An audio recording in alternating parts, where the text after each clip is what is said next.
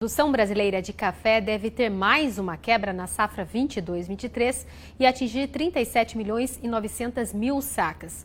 O total é bem abaixo do registrado no último ano de bienalidade positiva em 2020 e 2021, quando foram produzidas mais de 50 milhões de sacas. A avaliação é da Red Point Global Markets, que levou em conta o tempo seco e as geadas que atingiram as zonas produtoras nos últimos meses. E sobre esse tema, eu converso agora com a analista de inteligência de mercado, Natália Gandolfi. Natália, considerando essa redução na produção já para essa safra 22-23, qual que é o impacto que você já observa ou já está no radar em relação a essa oferta, já pensando nesse estoque global de café arábica? Seja bem-vinda, boa tarde. Muito obrigada, boa tarde.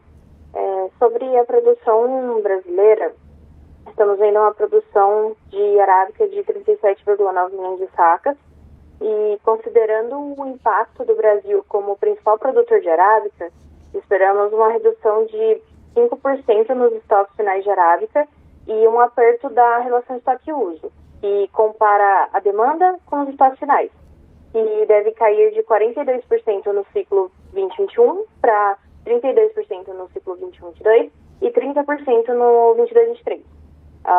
Criando um paralelo com o que já vimos em anos anteriores, essa razão de estoque-uso se assemelha aos níveis de 9 e 10, quando tivemos uma quebra na Colômbia e uma produção menor no Brasil também.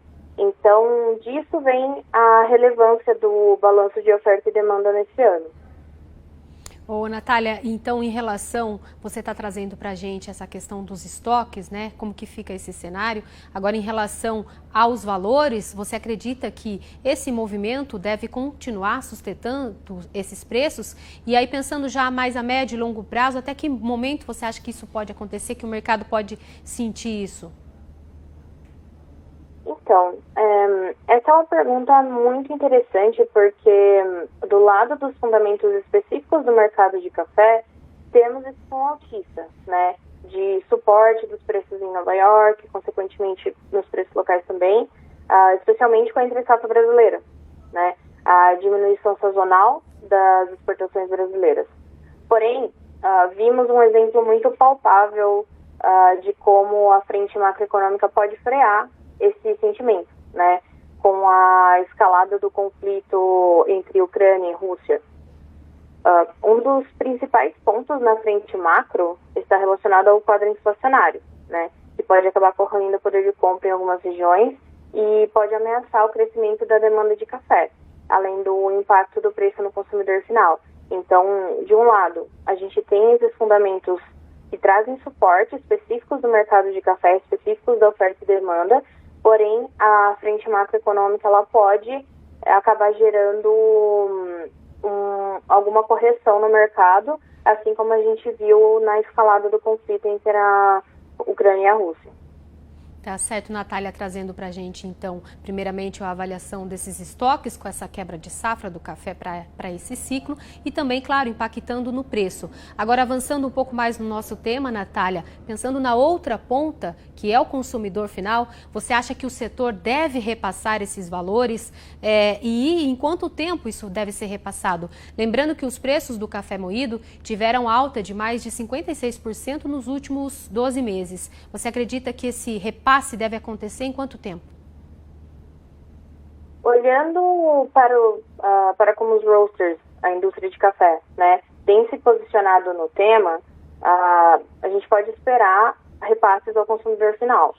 Então, há alguns meses, a própria Starbucks já havia sinalizado que os preços seriam reajustados e há alguns dias também tivemos a declaração de uma posição semelhante por parte da Nestlé, né, quando divulgaram os resultados fiscais do último trimestre.